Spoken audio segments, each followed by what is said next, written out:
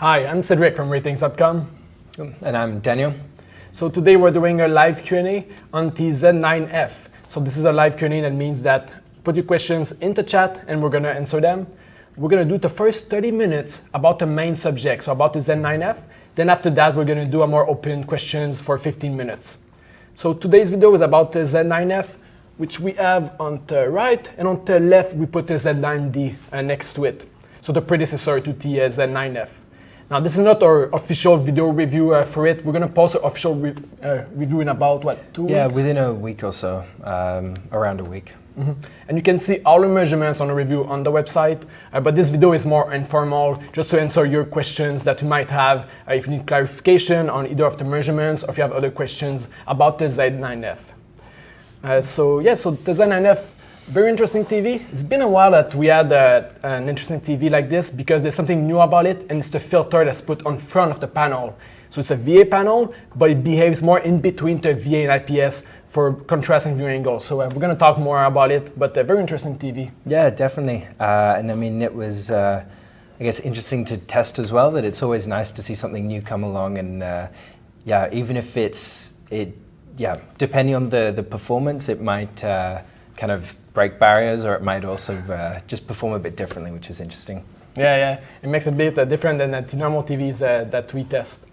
So while we wait for your questions in the chat, let's start talking about the smart features. So that's a big improvement compared to last year's and other Sony TVs. Yeah, definitely. So it's running Android Oreo, and it's also got a new processor. I think Sony I forget what the marketing name for it is. It changes, I think, with every new TV release. But so here we've got the Z9D on the left-hand side and the Z9F on the right-hand side. So I'm just going to use a single remote to control both of them via infrared. And you can really see, even if I go to the action menu, you can see it's much more responsive. Oh, the menus aren't all in the same place, but go to the home menu. Scrolling through, it looks a little bit different. So here, I guess some people might prefer either home menu, but definitely it's a lot more fluid and a little bit easier to use, which, yeah, it makes a big difference in use. Mm-hmm, mm-hmm. Yeah, so definitely a big improvement, welcome improvement for Sony. Yeah. So let's start answering some of your questions. So SB asks, how bad are the reflections? I saw some rainbow glare in your photo. Yeah, it's actually kind of interesting. This seems to be one of the effects of that optical layer. So if we turn the TVs off now, we can, the most obvious way is we've got a few lights in front here. We can turn the lights off in the back. And first you can see the general glare on the TV and see how that compares. And then what's especially interesting is if we add a bright highlight. So for example, I'm just going to turn on a small torch here. You can see that on the Z9F on the right-hand side, the reflections are diffracted horizontally or refracted horizontally. I'm not sure we see it well on the screen. Maybe we need to change the camera setting to represent it better. There we go. Okay, so it's going to be a little better for you to see it. So that should look a bit better now. So you can see not only the reflections from the lights that are in front of the TV, but also from my phone camera that is quite diffuse on the Z9D. On the Z9F, there's horizontal scattering, which is kind of interesting because it actually extends all the way across the TV. So it reduces in intensity, but you can actually see it from left to right. And even if it's something that's outside of the direct reflections of the TV, you can see that horizontal scattering. Overall, though, it is very good. It's within the top tier or so of reflections we've measured, other high-end TVs. So for most people, it's unlikely to be an issue, but yeah, maybe if you have like a bright lamp directly in front, then you might see like the line across it. And it's really only something horizontal. So if it's actually vertically higher than the TV, you won't notice that horizontal scattering with it, which is it's interesting. Mm-hmm. And that seems to be one of the downside of the optical layer that they put in front to improve the viewing angle, which we're going to talk a little bit later. Yeah, we're going to continue answering questions, so make sure to put all the questions in the chat. So Suresh Ariel asks, why would Sony lower the contrast ratio by a huge number? I mean, viewing angle are not that much better than the 900F, 5.6 versus 4.9 in our scoring. So I guess there's a couple things to talk about there. First is that From what we understand, it seems that the contrast drop, it's kind of just a consequence of it, but it's not something that was intended, designed kind of? for, which I guess you would never design for a low contrast, but yeah, it seems to be an unintended effect. We've had some kind of internal speculation about why it might be, which I don't know if we want to... Yeah. So our explanation about why the contrast is lower is the optical layer probably diffuse the light more like horizontally, like we saw in the reflections, which means that the color viewing angle is going to be better, especially less drop of brightness at an angle, because you get disperse more the light. But that means it disperses out the light. So on VA panels, usually at an angle, the blacks are worse.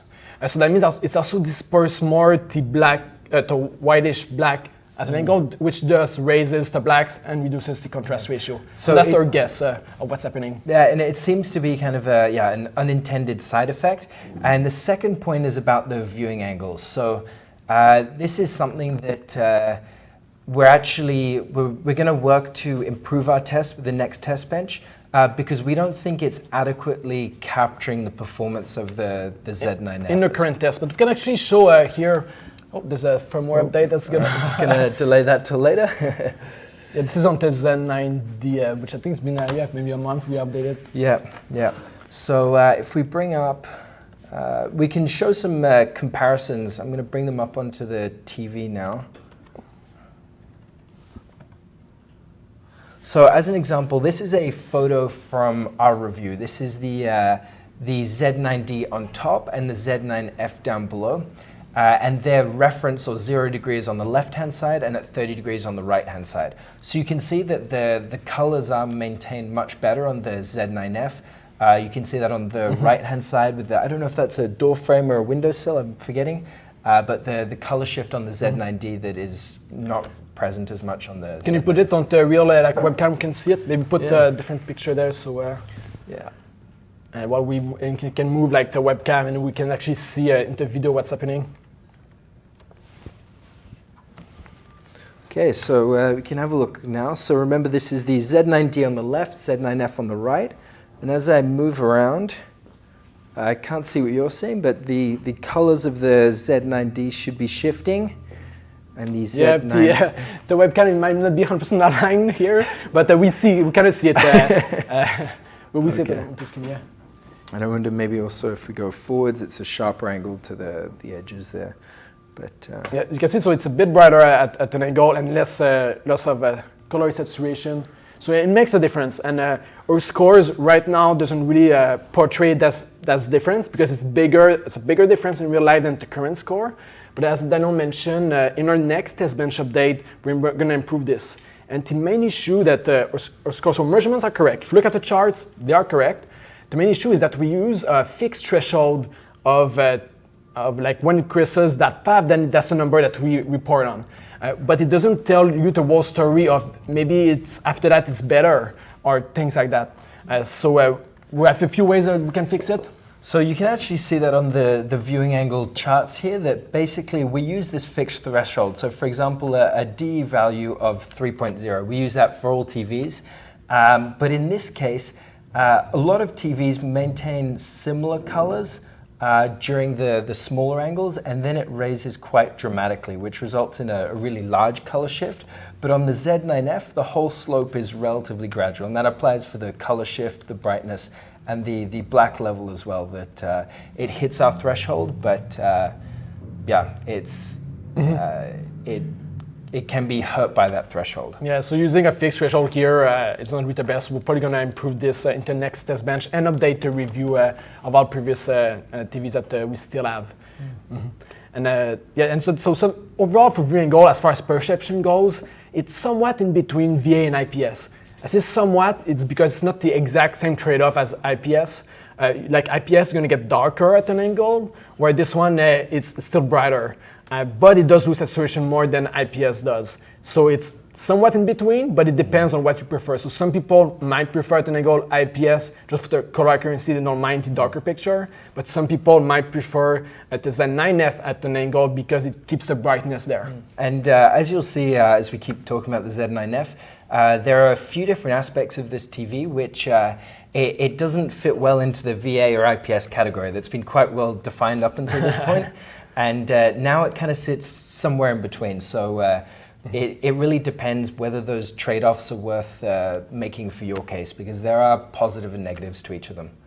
And as far as viewing angle compared to OLED, so OLED it still has a better viewing angle because the picture stays great and black stays great on an angle, but OLED has a U shift more present than the Z9F. So overall, OLED is better at an angle, but it depends actually what you care about. Yeah, because we have had a few people send us messages because of that hue shift on OLED TVs, but otherwise the brightness is maintained well and the black level, it stays completely black. So let's continue answering questions from people, so make sure that you put all your questions that you have. So we have a few questions about blooming and zones, so local dimming. For example, Shahid can ask, how is blooming on the Z9F? Yeah, so one of the things we've noticed testing TVs with high and low native contrast and the local dimming is that the contrast as well massively influences the blooming, even in like local dimming patterns or so as a result, on the Z9F, the local dimming is great. It's not as good as the Z9D, definitely. We did some side-by-side comparisons, but it responds quickly, which is great. So if you have a moving object or something, it won't change in brightness, and the brightness is maintained. But also, there's quite a few zones, so it's fairly accurate at highlighting different regions, but you do see blooming around the sides of those zones. Yeah, because of the worse native contrast ratio. Yeah. And it's hard to separate the native contrast ratio from the local dimming because of this. So overall, there's more blooming than the Z9D. Yeah. So if you are in a dark room directly in front, then Z9D will be better for you than the Z9F. But if you have like in a bright room where the native contrast doesn't matter as much, then you're going to prefer the better viewing angle of the Z9F. And maybe also we can bring up a couple more photos that we took a few days ago. We were comparing the local dimming and dark scene performance of the Z9F side by side with the, well, I'll show you the photo first. So comparing side by side with the Z9D, so where are we? Well, I have to check on the caption which ones they were.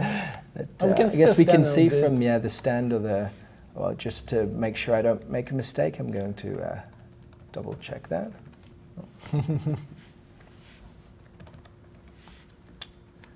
Let's see.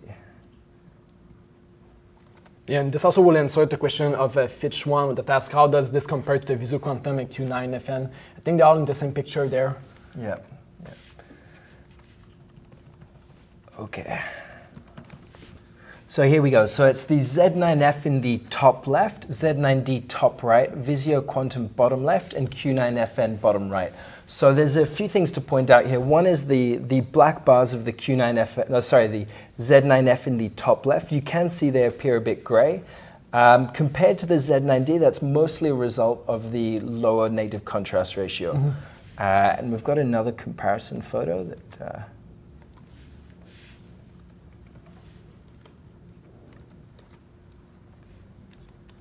So this is kind of a typical example of like a star field. I'm not sure how well you can see it, but the blacks are a little bit gray on the Z9F.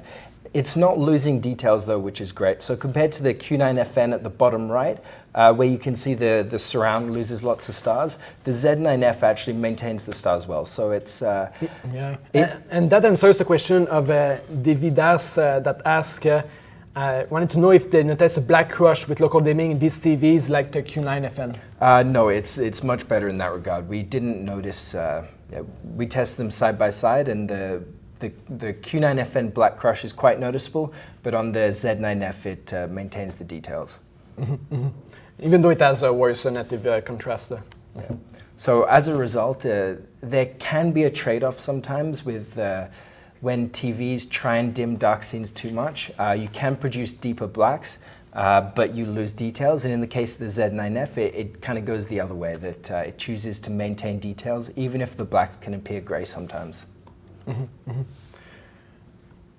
So let's talk about the input lag. That's another big improvement. Yeah, the input lag is cool because typically the top tier Sony TVs, they've had a bit higher input lag in 1080p. And the Z9F now is the exception to that. So we can actually, we've got the Leo Bodnar tool here, so we can take some measurements. So now keep in mind that this Leo Bodnar tool outputs in 1080p, and I think Daniel's going to plug it straight. Yes, I'll plug it straight 1080p signal. But the input lag is about the same across different resolution. And you can see the full table on the website for this. I'll bring this forward. Do you need help? Could you just grab the remote, maybe change to input 1? And both of them? Just this one for now, I guess, and then we'll... Oh, that's not... Here we go. And if you can go into... Oh, I can change bug up the... Oh, yeah, that's... Huh. We've never seen that. That's... Yeah, that's interesting. Huh. So... I think the Leo Bodnar tool is not HDMI compliant, so that might be why. Let's see if maybe we can investigate that a bit now. Okay. So I unplugged and plugged it back in, and it seems to have fixed itself, but... Yeah, I'm not sure if it's the fault of the TV. I think it's more of the Leo Bodnar tool. Do you mind passing me the remote? Yep, sure. So what I'm going to do is I'm going to increase the backlight to maximum and go into the game mode. The graphics mode also has low input lag. Yeah, and the reason why we increase the backlight to maximum is it does affect the input lag results because the Leo Bodnar tool uses a threshold of light to measure the input lag change. It's not all tools that measure it that way. There are some tools that measure it as soon as it rises up, but for Leo Bodnar, it's the accumulation of light, so backlight affects the results for this one. Something else that was kind of interesting that we just saw, the input lag, it started off at about 30 milliseconds and it stepped down over the course of 10 seconds or so. That's very normal for a lot of TVs. They take some time to reach a stable input lag when you plug in a new HDMI source. So in this case, yeah, we're measuring about 22 milliseconds. Yeah, 22 milliseconds or so, which I believe well, we can check the Z9D now and see what that is. Mm-hmm.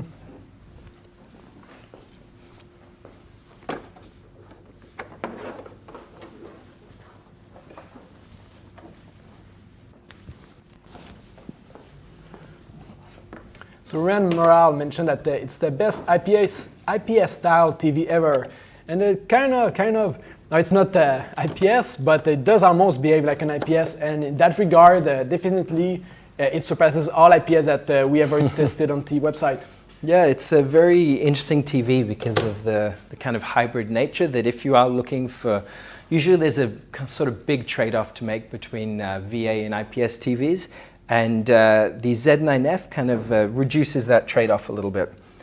So I'm just going to check the picture settings now that we've got the same ones. So the game and graphics input, modes have the same input lag, but we'll use game for consistency. I'm turning off local dimming, not because we've found that it generally doesn't affect the input lag, but you will get a more consistent reading when the backlight isn't turning off and on. Because you can see here that there's a small white box that if it gets dimmed by the LEDs, then it can affect your measurements a little bit. A bit for the same reason that I've mentioned previously, the Leo Bodnar tool uses a threshold of light, and the light comes a little bit slower, even though technically it is there before it actually measures it with that tool. So here we can see it's about 43 milliseconds, seems to be stable now, compared to the 20-odd milliseconds on the Z9F. So that's definitely a good improvement for gamers. Mm-hmm. So Norms Kilite asks, what is a 120 Hz input lag? So the 120 Hz input lag, I'll have to check, yeah. I think it's lower, but... should be lower because, yeah, I don't remember the... Here we go. About 12 milliseconds. So, yeah, which is good. It's not the lowest we've measured, but it's definitely good. Yeah. No, it feels very responsive. So there are some other TVs that might have a little bit lower input lag. I think some of the Samsungs are maybe 17 milliseconds, same with LG. But that difference of 3 or 4 milliseconds or 5 milliseconds, Unless you're a very competitive gamer, it's not very significant. So it's not a deciding factor really when you've got a great low input lag. So Troy KM asks, with identical setting in place, what does Cinema Pro do that custom doesn't? Cinema Pro is altering the image somehow versus custom on Sony TVs. Okay, so I forget which picture modes there are on the Z9F now, but there is a difference there now that, here we go. I think they got rid of all the... So they've gotten rid of many of the picture settings and kind of cleaned up the list a little bit. And that also applies during HDR. We don't have actually maybe I can get the computer to output HDR now. I'll give it a go. That's the difference. They simplified the different picture mode, which is a good thing because it was indeed confusing what they were doing. But in that simplification, we do lose something and an ability to adjust something we're going to talk to in HDR. Yeah.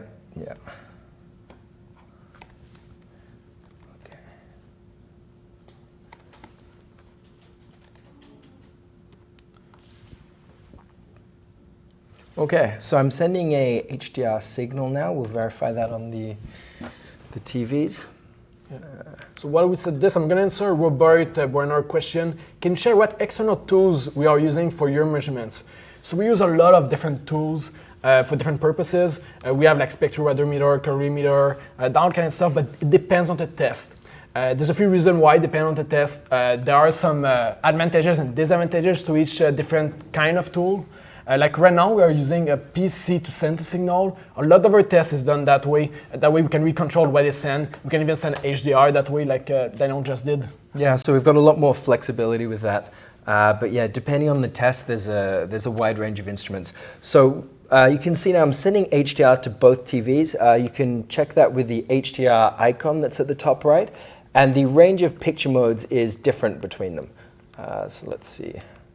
So there's no Cinema Pro picture mode on the right-hand side now? I think the TVs are confused with the one remote. Yeah. So you can see that the list of picture modes has been simplified. So one of the things that the Z9D allowed you to do was to change the tone mapping in HDR by adjusting the picture mode. So the custom picture mode would clip highlights, whereas the Cinema Pro picture mode would apply a roll-off at the top of the PQ curve. Which now on the Z9F, each picture mode follows the same PQ curve. And there's a little bit of a roll-off. It's not as strong as the other one, but it doesn't clip like the custom used to clip. Yeah, so it's different performance, but you do no longer have that trade-off. Each of the picture modes, though, are very accurate at sticking to the PQ curve. So if you care about your HDR brightness accuracy, then it's really good. Yeah, and I don't think there's much cases for someone that wants to clip the, unless maybe for like actual production things, like if you really want to see the exact value, and then you might want it to clip. But other than that, it's probably a good thing that it's simplified, and now there's a roll-off on all of them. That way people won't put it in custom and then wonder why it's clipping the highlights. So now at least it doesn't happen anymore. Because we did get some questions about it. Yeah, we have. And in some scenes, it can be quite noticeable. Like I know on one of our previous streams, I think we showed a Batman versus Superman clip. Oh, yeah. It has very bright highlights that you can have the whole explosion clipped almost. So Iceland Land asks if they are both priced the same, which does the best picture quality on average? It's really hard to say on average because my average will differ from your average and so on. The general rule between these two is if you're in the dark and watch from in front, the Z9D is better. That's because of the better blacks and better local dimming. But in other situations, the Z9F is at least especially if you view it at an angle. Yeah, so the trade-off that Sony made is an interesting one. So they went with the trade-off of losing the kind of the black part, so that it doesn't perform as good in the dark, but you kind of win the more living room situation that if you're at an angle, then it's better than it was. Maybe because there was a more overlap last year with the OLED. Now they say, if you really want in the dark, you should go OLED anyway. But in a bright room, you should go instead with the Z9F. Yeah. That might be why they did it, and they didn't mind too much the trade-off of the blacks versus the viewing angle. Because really, so the contrast we measured is about 1700 to 1. You will notice that in the dark, but if you have some lights in your room, it's not noticeable. So it's really, yeah, the Z9D is better suited to a home theater environment, but otherwise the Z9F is a great TV.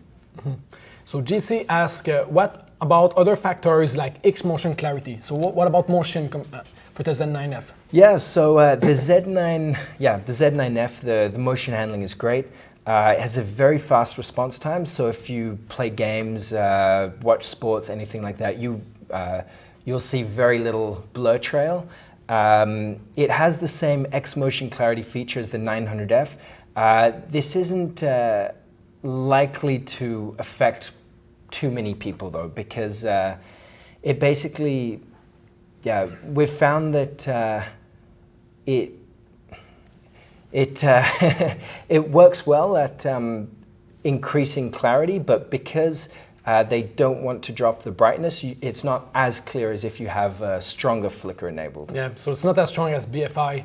Yeah. So it's more like in between cases, but it corresponds a little bit to just a normal PWM on other TVs. But at least you have the option here, because like on Samsung TVs, it kind of does the same thing just by default with the PWM backlight that it has, but you don't have the option to turn the PWM off like on the Sony you can. So a little bit more option for motion on the Sony, but overall it's nothing revolutionary as far as motion. But it's still like response time is great on the TV. And I mean it handles judder very well from any source. It's able to display it at the correct 24p cadence. So yeah. So we have a question from Davidas that asks, is eARC implemented in this model? Yes, it's supposed to be. We haven't been able to check it though. We don't actually have a eARC compatible receiver, so we will be buying one. But we haven't been able to check it. So it should pass through higher bandwidth audio formats, but we can't actually verify it at the moment. Loremos one asks, is it possible to remove the better viewing angle with a foil to get a better contrast? With a... can you remove the layer in front? Oh, unfortunately not. It's, we fortunately or unfortunately, depending on how you look at it. But it is actually, it's not on the surface of the TV, so you would have to go deeper, and it's probably not a good idea. It's yeah, if you want with the better blast, just get the Z9D.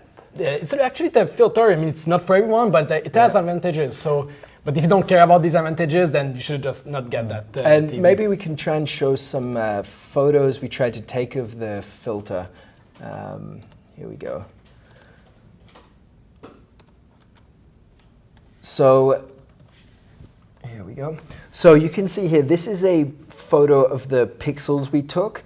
And the way we took this photo, the TV was actually off at the time, and we shone a flashlight and then took a photo of the pixels. And you can see these vertical bars here. So this is kind of what we were talking about earlier about this X motion clarity layer. So this is actually below the surface of the TV. You can't feel it or anything like that. It's actually something that's below the front glass or the front panel. So Antoine Butler asks, fluctuating black level, is it true on the Z9F? It has local dimming, so it will change depending on how the dimming is. But it's nothing out of ordinary for local dimming. It's not like sometimes the Vizio TVs will flicker the backlight much, or even the Samsung, I think, does it in some scenes. But the Z9 is more conservative in that way, so it won't flicker more than the other local dimming algorithm. And with that as well, so we compared the local dimming of the Z9F side by side with the Vizio Quantum, and that was actually something we noticed more on the Quantum, that as there were small highlights moving around, the brightness of individual zones would change quite noticeably, which might be the effect that you're talking about. But on the Z9F, we didn't experience that. So Peter Mac 83 asks, did you try Android 8.0 performance in, for example, Antutu benchmark? No, we haven't, but that would be interesting. We'll give it a go, yeah. We haven't done that comparison. We've just done side-by-side comparisons with Sony TVs. Yeah. But we expected that it's definitely going to be an improvement compared to 2090 or even the other Sony TVs. Good, so we're almost done for the main subject, and then after that it's going to be open questions for 15 minutes. So we can now talk about whatever other questions you might have. So KKKK asks, I wanted to mention your weighting system.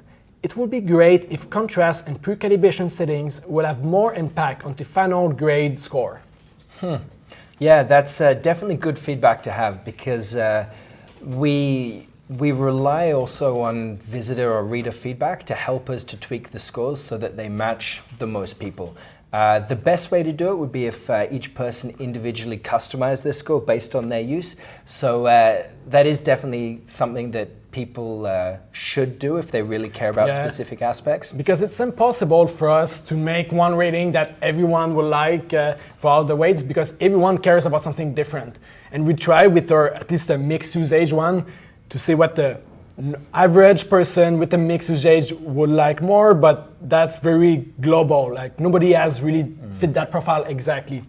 So there's a feature on the website, if you're not aware of, that you can create your own rating. Put whatever weight you care. You can even share the link to others and add to your ranking, and it's going to keep updating when we publish new reviews. So try it to go, but you can create your own stuff.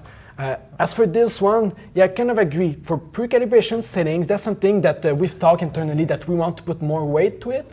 But there is currently a flaw that especially the Z9F exposed with our pre-calibration is right now in our test bench 1.2, our methodology that we have that we need to respect is we don't allow changing gamma before we do the pre-calibration measurements. Now we do allow changing a few things like the picture mode. We're going to usually select the best picture mode, but we don't allow changing the gamma. And Sony did a difference than before. In custom mode for the Z90, by default it targets 2.2, but then on the Z9F, the custom mode by default targets 2.4. And for us in pre-calibration, we target 2.2. Yeah, and we're actually scoring the gamma there. So in this case, the Z9F is getting a penalty because it doesn't track to our gamma standard, which is something that we want to increase the flexibility of our pre-calibration so that these basic adjustments that anyone can do, we want that to reflect the pre-calibration picture quality of the TV. So most likely in test bench 1.3, we're going to retest the TV's pre-calibration and allow changing gamma, especially since the gamma settings is not unit dependent. It's not like the white balance where we don't recommend people to copy our settings. We still post them just for reference purposes, but we actually have like a warning text that says don't copy this because it is unit dependent. But for gamma, it's very rare that it will change between units. So this is a settings that we could recommend for people to use. Yeah. That means it fits into the logic that we should be allowed it to change before doing a pre-calibration stuff. Yeah. Because we really want the pre-calibrations to be someone at home that copies those settings, but that doesn't do the full calibration of either a professional calibrator or use like our white balance settings. So no white balance settings can be applied for this, but gamma, that's something that we're more likely going to change in TEDS 1.3 to allow changing it. And with that as well, it seems to be a change to the newer Sony TVs because the A9F, if anyone's interested in how it performs, I'm sure there's some. It also tracks the 2.4 gamma just like the Z9F. So, So we're going to send other questions now, not necessarily related to Z9F, but you can still ask questions about the Z9 if you want. So NY Giants for Naki Y ask, is it that all reviews of the C8 claims 21 milliseconds of input lag, but you guys are only claiming 28 milliseconds in HDR? I believe this one, I don't know if the review mentioned it, but we investigated why, and it's because of a difference of the signal that we send is different than what others people send. Because most people use the, we can talk. Yeah, that's right. So basically, we investigated this in quite a lot of detail. And depending on the signal you're sending, the chroma of the signal, whether it's 444, 422, or 420, you will actually get different input lag numbers. And I'm going to find a review that we mention that. But basically, we've found on not just the C8, but many LG TVs, if you're sending basically a different YCBCR, signal, you will get a different input lag number. So it's a difference in our methodology compared to some other testers' methodology. So RG Solis asks, my question is, which one will you take home? So then, which one, let's say you have only choice between these two, which one would you personally take home?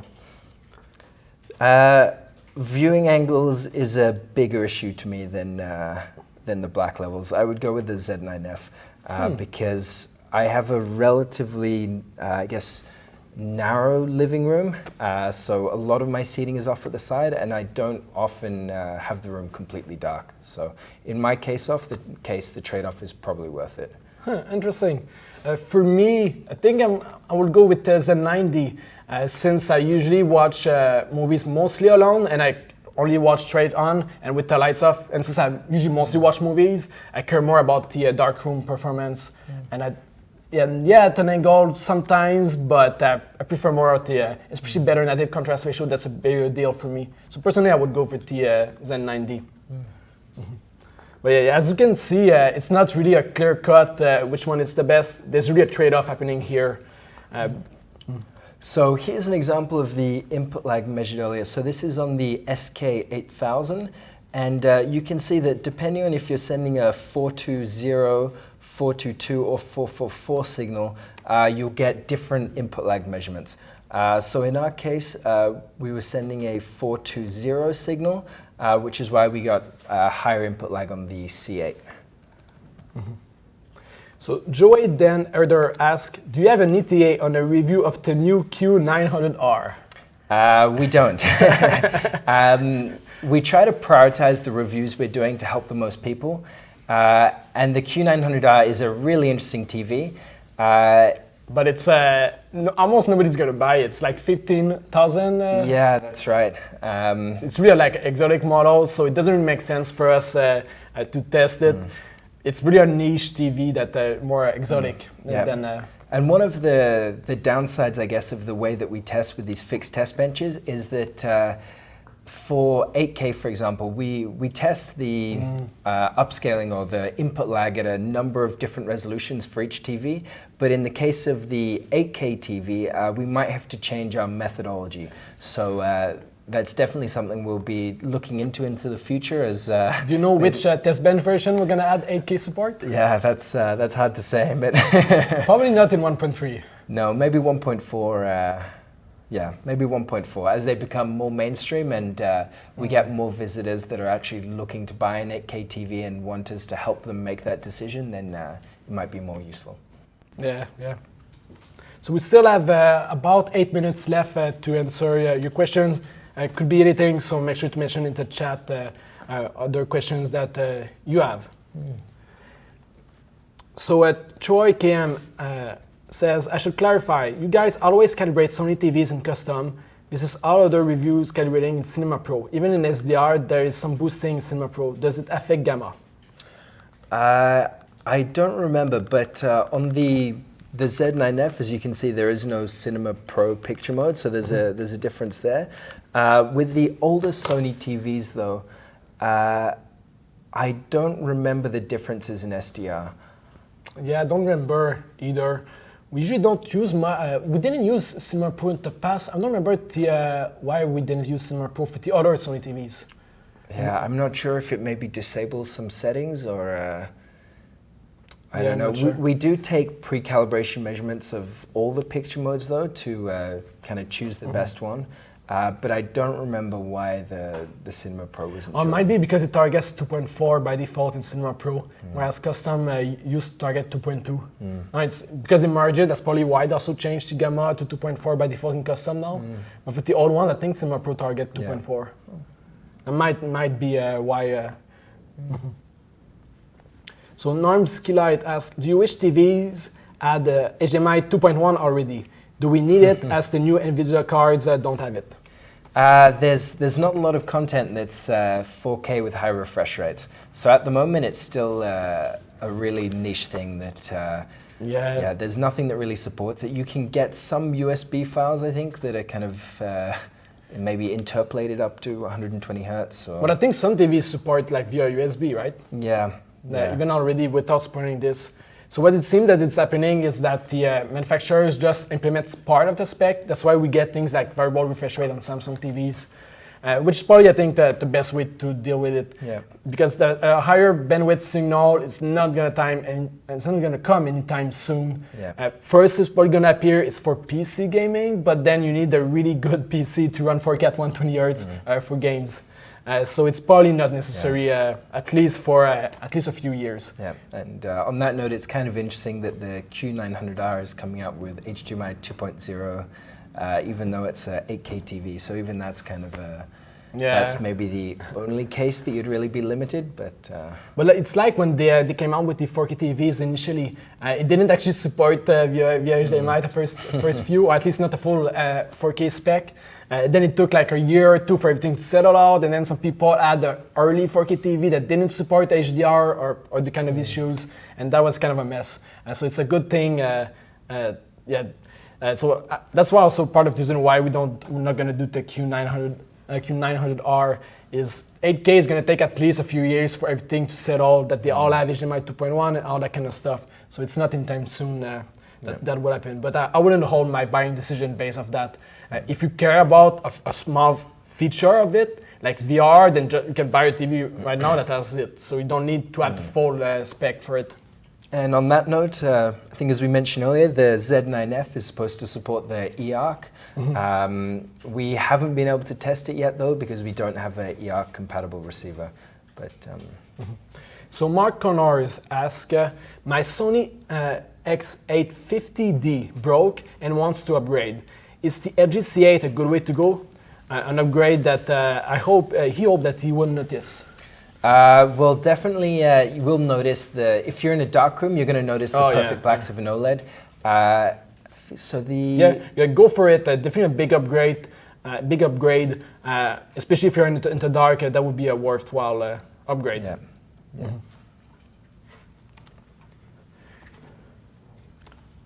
So Full Cards 88 asks, why would someone buy an 8K TV when the human eye cannot even see at that depth level? Now that's something we answered a few times. Yeah, it's kind of an interesting discussion because there's a lot of different factors that again influence what you can see or what details you can see. As an example, your distance to the screen. That if it takes up a wider field of view, like for example, if you were very close to the screen, then you will notice those details. An example for this is VR, like where the screen is right in front of your eyes, then definitely a higher resolution there, you can see the difference. Yeah, and even just people that watch 4K content on 4K TVs, it's often got a higher bit rate or more details than compressed 1080p content. So even just for the higher bit rate or the higher bandwidth, you can notice details in it that because of compression. Yeah, compression is a big factor, definitely a big factor there. So just having the higher bit rate, this one alone could be worth it. You could argue that you could get a downscaler of the signal and continue to send a higher bitrate 1080p signal or 4K signal. Whatever, which there are some 1080p TVs. I think last year, a few that we tested supported a 4K input. Yeah, there were a couple Sony TVs, I think, that would support a 4K input, but then they would downscale everything to 1080p. Do you know if it was like in the EDID, so that if you plug your player, like your 4K Blu-ray player, does it really is seamless, or does it need to force it to send 4K? From what I remember, there were a couple that did, like I think the W650, that was a couple years ago, but I think there were some of those smaller TVs that did actually support higher resolution signals and then downscale them. Peter Mask 83 asks, cables are still the same high-speed cable certified for 18 gigabits per second.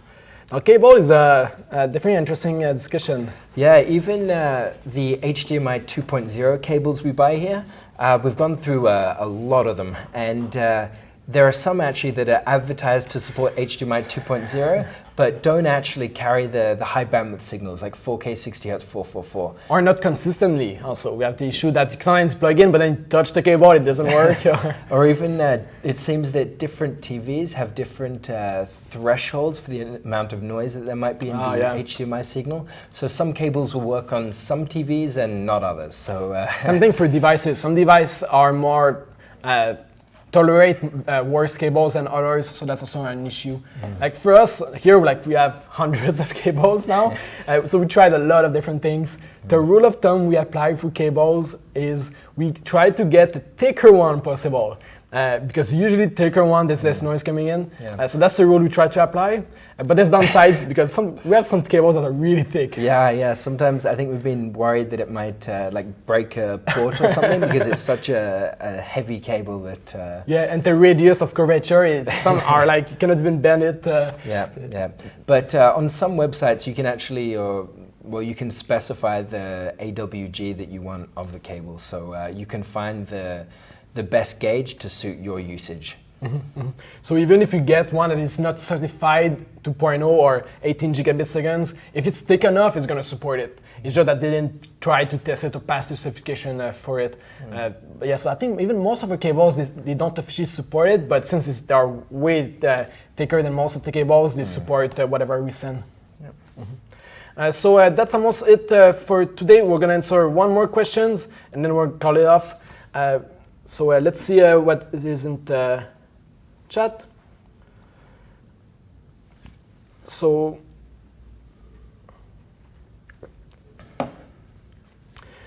Norm Skelite asks, would a better cable clear up artifacting on my X850C at 120 Hz? No, unfortunately not. So the older Sony TVs, they would often support 120 Hz signal, but they would have some kind of dots on the screen. And unfortunately, that's not something you can fix with a cable. It's kind of inherent to the TV itself. Yeah, but it's been like a year now that it's being fixed on Sony TVs? Yeah, maybe 2 years even. Yeah, because it was kind of noticeable, especially in the blacks, you can see like lines across. Yeah. It wasn't an officially supported signal, so that was kind of a bonus. But it's not a cable issue, it's really a TV issue. And now they fix it, so at least... So unfortunately with those TVs, you have to make the trade-off between the higher frame rate, if you care about it, and the artifacts. So yeah, it's a trade-off. It's a hard trade-off to make. Yeah, well, probably choose the higher frame rate personally. I really like higher frame rate, so that's definitely a personal preference. So that's it for today. Thanks everyone for participating in the chat. The official video review for the Z9F will be posted within the next week. Yeah, so that's going to be interesting to see. We're also going to go into a bit more details, I believe, in some aspect of it. Otherwise, you can just check the full review on the website. There's all the details there, and you can even ask us questions directly on our website. So that's it for today. Thanks everyone for your questions and participating, and see you next time. Thanks for watching.